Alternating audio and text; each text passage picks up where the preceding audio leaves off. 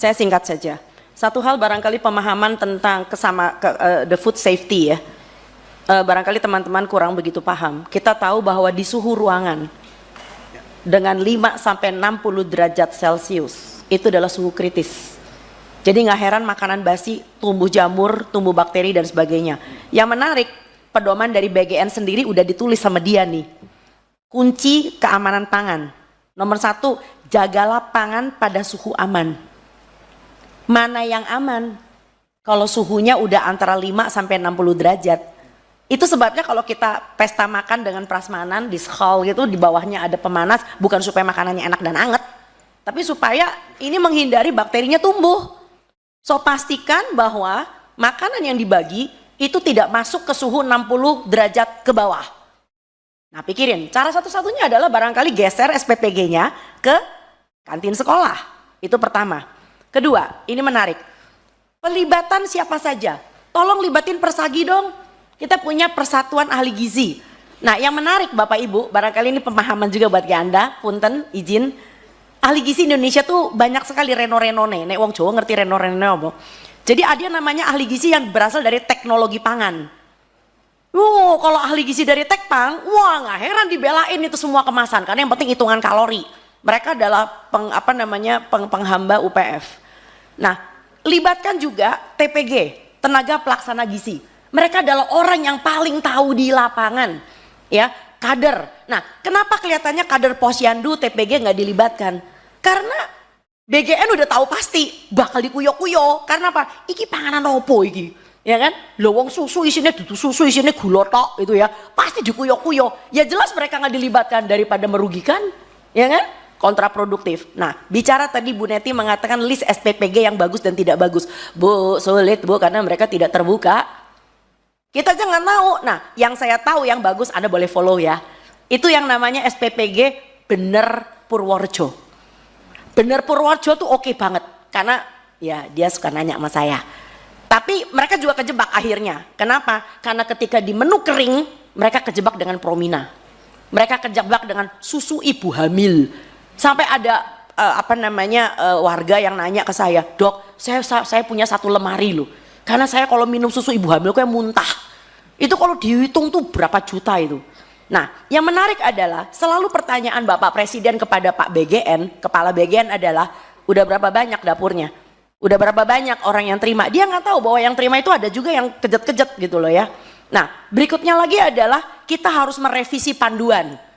Kalau panduan BGN masih tertulis ada makanan kering, ada susu formula lanjutan, yang nggak heran SPPG menyediakan itu, ya. Sampai ada ketua tim menggerak PKK, salah satu ibu camat dan ibu bupati yang kenal baik sama saya, itu mengatakan, "Dok gimana dok? Saya ibu bupati, tapi kalau aku nggak ngikutin, aku dikuyok-kuyok nanti ini." Karena panduan BGN kayak gitu, lah panduannya mesti direvisi. Nah, bicara tentang pentahelix, untuk mengungkit, untuk mengubah cermin malnutrisi di Indonesia, kita kenal yang namanya pemerintah. Kita kenal yang namanya masyarakat, kita kenal yang namanya media, kita kenal yang namanya akademisi dan pakar. Akademisi nggak didengar Pak, masuk kuping kiri keluar kuping kanan, kalian aja nggak didengar kan sebagai perwakilan rakyat. Nah yang kelima pelaku usaha, wah iki gonge gitu. Nah si pelaku usaha sebetulnya bisa kita libatkan, jangan salah. Saya main sama pelaku usaha, tapi tolong BGN atau MBG jangan dijadikan etalase jualannya dia.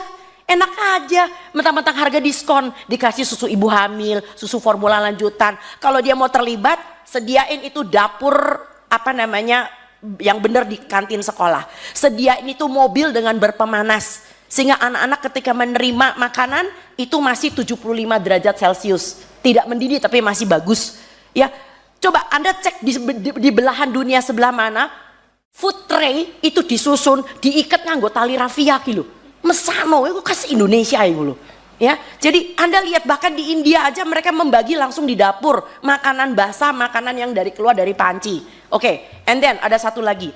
Ada anak yang sebetulnya punya kebiasaan sarapan Bapak Ibu.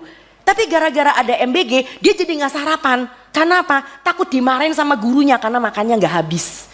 So jangan melihat dari satu sisi anak yang tidak sarapan loh. Ada anak yang kebiasaannya bagus udah sarapan, malah jadi nggak jadi sarapan.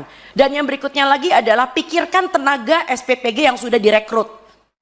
Ya kita juga nggak mau melakukan moratorium karena mereka adalah orang-orang yang udah senang dengan gaji 1,8 juta kayak kemarin tuh ada yang keluar di TikTok ya, wih gaji gue bagus, sementara di tempat itu guru cuma 300.000 honornya per bulan.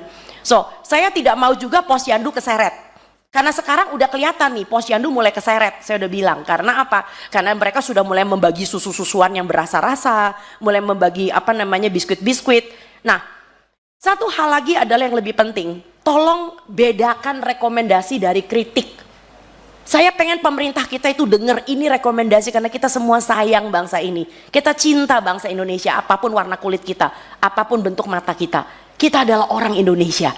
Tapi tolong, semua yang sifatnya ingin mendukung dengan suatu ide-ide tertentu, jangan dianggap sebagai kritik. Jadi berasanya kayak the super body yang selalu benar. Itu sebabnya kenapa mereka tidak melibatkan posyandu, tidak melibatkan TPG, tidak melibatkan dan sebagainya. Bicara tadi Mas yang mengatakan tentang UPF yang masih bisa diterima. Barangkali saus tomat masih bisa diterima kali ya. Kecap masih bisa diterima kali ya. Ya, tapi bukan yang namanya saus tiram masih bisa lah dikit-dikit lah ya. Itu kan UPF juga. Tetapi tolong jangan biskuit, jangan roti kemasan. Dan tadi menarik bahwa salah seorang yang mengatakan bahwa Indonesia itu kekurangan makan sayur dan buah. Bapak Ibu, dari Survei Kesehatan Republik Indonesia 2024, Anda tahu jumlah orang Indonesia berapa persen yang kurang makan sayur dan buah? Saya sebutin angkanya biar kejet-kejet. 96,5%. Ini adalah tanah air yang kaya. Varian sayur dan buah terbanyak di seluruh daerah tropis ada di negeri ini. Tapi Anda bikin anak-anak Anda makan bakmi, anak-anak Anda makan spaghetti, requestnya adalah burger. This does not make sense at all. Terakhir, intoleransi beda dengan alergi. Jadi kalau nanti misalnya Anda memanggil BGN dan BGN dengan gagahnya mengatakan nggak ada tuh yang muntah, lah iya. Intoleransi beda dengan alergi. Alergi saat diberi langsung muntah, langsung diare, langsung mencret, langsung berak-berak. Tapi intoleransi itu ibaratnya seperti Anda punya mertua 3 bulan di rumah. Kalau dia baru datang 3 hari nggak apa-apa, it's okay. Tapi begitu mertua ini mulai 3 bulan, jadi yang disebut dengan exposure, paparannya harus sering. Tiap hari minum susu, lah jeder. Setelah sebulan 2 minggu, mulai kembung, mencret. Itu intoleransi. Jadi intoleransi beda dengan alergi. Jadi saya sakit hati kalau ada orang mengatakan itu dasar norak aja nggak biasa makan enak. Bukan nggak bisa makan enak karena diintoleransi. Dokter kan juga nggak bisa makan tiramisu. Barangkali itu aja. Kami di sini semuanya dengan senang hati ingin membantu. Karena kita adalah bagian dari rakyat Indonesia. Undanglah kami nggak dibayar, kami juga mau kok. Tenang aja. So silakan Bapak Ibu yang terhormat, ini adalah suatu ajuan dari kami dan barangkali sedikit-sedikit mau ditambahkan oleh Mbak Olive. Monggo. Silakan.